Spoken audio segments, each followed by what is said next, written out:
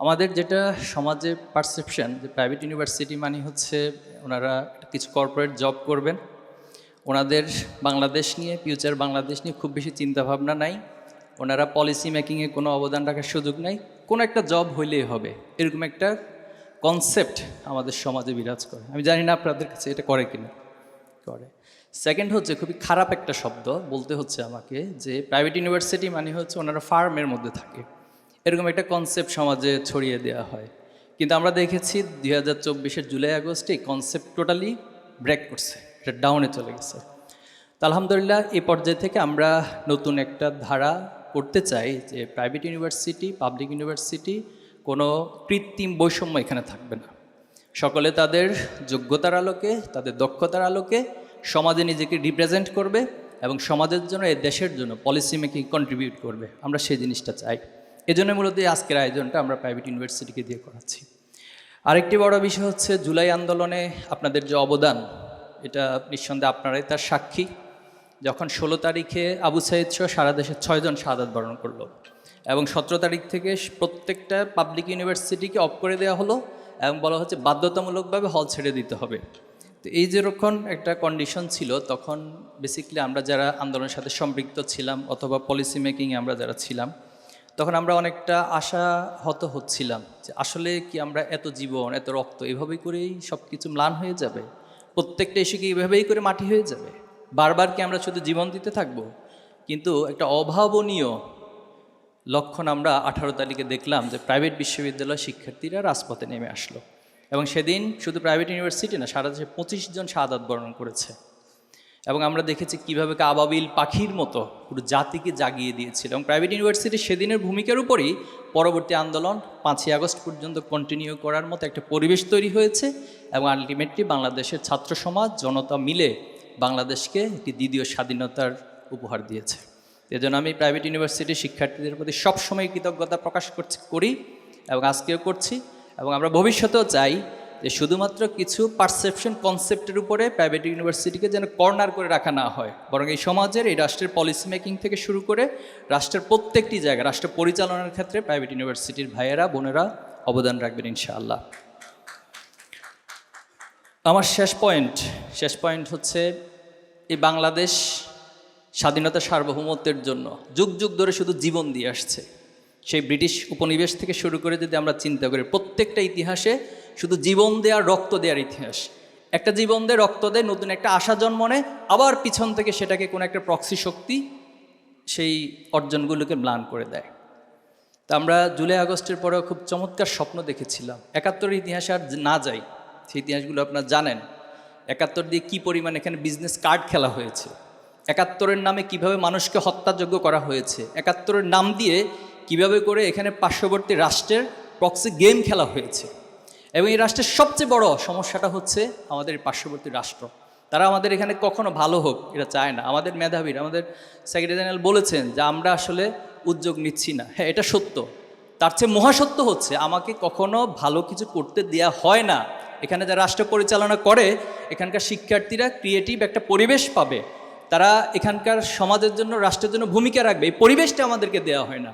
আপনার হীরক রাজার গল্প পড়েছেন মনে হয়, ঠিক না? তো যারা হচ্ছে রাষ্ট্রের কোনো অন্যায়ের বিরুদ্ধে কথা বলতো, তাদেরকে রাজা একটা মেশিনে প্রবেশ করাই দিত। তো প্রবেশ করার মূল থিমটাই ছিল তাদের মস্তিষ্কের যে স্বাভাবিক কার্যক্রম, এটা আর কাজ করতো না, তারা স্বাভাবিক চিন্তাগুলো আর করতে পারতো না, তাদের চিন্তা শক্তিকে নষ্ট করে দেওয়া হতো। আমাদের সমাজ ব্যবস্থাটাকেও ঠিক একইভাবে করে তৈরি করা হয়েছে। এখানে যারা ছাত্র রাজনীতি করবে, তারা হচ্ছে লেজুর ভিত্তির মধ্য দিয়ে একটি দলকে কিভাবে ক্ষমতা যেতে হবে, কিভাবে ক্ষমতা টিকিয়ে থাকতে হবে, এই ফোর্স হিসেবে ব্যবহার করা হয়। তাহলে ছাত্রদের কাজ যদি হয় কোনো একটা দলকে ক্ষমতায় নেওয়া আর লাঠিয়াল বাহিনীর সেদিকে টিকিয়ে থাকা, তাহলে রাষ্ট্রে কীভাবে এগিয়ে যাবে আপনি আমাকে বলুন। তাহলে রাষ্ট্রের শুরু থেকে তো এই কাজগুলোই করা হয়েছে। এখানে রাষ্ট্র কখনো গড়ে উঠতে দেওয়া হয় নাই। এখানে একটা প্রক্সি ফোর্স হিসাবে এটাকে জাস্ট একটা গোলক ধাঁধার মতো ব্যবহার করা হয়েছে, আর একটা পক্ষ লুটে পুটে সব খেয়ে নিয়েছে। তা আমরা এই অবস্থার পরিবর্তন চাই কিনা? আমি খুব বেশি সময় পাই নাই, উপরে জাস্ট একটু ঘুরে এসেছি, আপনাদের আইডিয়াগুলো দেখে অবাক হয়েছি এত চমৎকার চমৎকার আইডিয়া আপনাদের, এগ্রিকালচার নিয়ে আইডিয়া, প্রযুক্তি নিয়ে আইডিয়া, এরপর যে এডুকেশন সিস্টেম নিয়ে আপনাদের যে আইডিয়াগুলো, আমি সভাপতি ভাইকে বলেছি এগুলো একটু পিডিএফ করে আমাদেরকে দিবেন, পরের সময় ইনশাল্লাহ পড়ব। তো আমরা আশা করছি বাংলাদেশ যে সময়গুলো নষ্ট করেছে আমরা আর সময় নষ্ট হতে দিব না, কি বলেন আপনারা? এরপরে আমাদেরকে যে এক ধরনের গোলামিতন্ত্রের মধ্য দিয়ে ব্যবহার করা হয়েছে, আমরা আর ব্যবহৃত হব না। আমরা নিজেরা এখানে দাঁড়িয়ে যাব এবং আমরা সত্য উচ্চারণ করব। এজন্য যদি জীবন দিতে হয় তো জীবন তো আমার আবু সাইদ ভাই দিয়েছে, জীবন তো আমার হাদি ভাই দিয়েছে না? হাদি ভাই যে জীবন দিয়েছে আমারও তো একদিন না একদিন তো যেতেই হবে। এরকম কি কেউ আছেন যে না ভাই আমার যেতে হবে না? তাহলে হাদি ভাইয়ের জীবন দেয়া বাংলাদেশে প্রমাণ করেছে এখন পর্যন্ত বেস্ট জীবন দেওয়ার কাতারের মধ্যে একটি তিনি অন্যতম। এবং অতীতের যত জানাজার রেকর্ড ছিল হাদি ভাইয়ের জানাজার সব রেকর্ড ভঙ্গ করে দিয়েছে। তাহলে কেন এই মানুষটাকে মানুষ এত ভালো কেন বেসেছে, কেন তার প্রতি তা আবেগ প্রকাশ করেছে সবাই? একটাই কারণ, তিনি বাংলাদেশকে ভালোবেসেছে, এই জমিনটাকে প্রকৃত অর্থে একটা রাষ্ট্র বানাতে চেয়েছেন। এটা কারো গোলামি করার মধ্য দিয়ে একটা ভূখণ্ড হিসেবে ব্যবহার হতে তিনি দেননি। সেই কথাগুলো বারবার বলেছেন। যে কোনো জায়গায় দুইটা ফোর্স থাকে মনে রাখবেন প্রত্যেকটা শক্তির, একটা হলো অ্যাক্টিভ ফোর্স আর একটা হলো প্যাসিভ ফোর্স। আমরা বাংলাদেশের রাষ্ট্রকে যেভাবে দেখি অ্যাক্টিভ ফোর্সে যারা পরিচালনা করছে, তার চেয়ে বড় শক্তি হলো এখানে প্যাসিভ ফোর্সটা। এই প্যাসিভ ফোর্সটা কারা?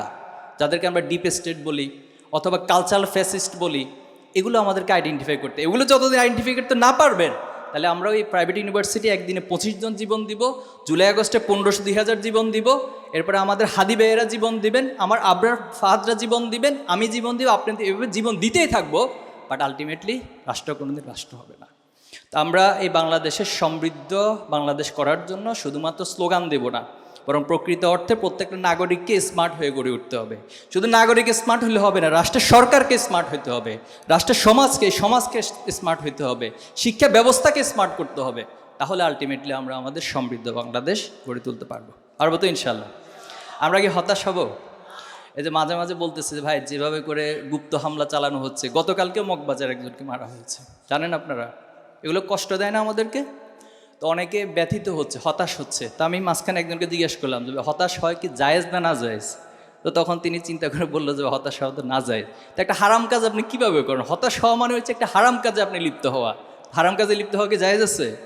তাহলে আমরা হতাশ হব না, আমরা আশান্বিত হব।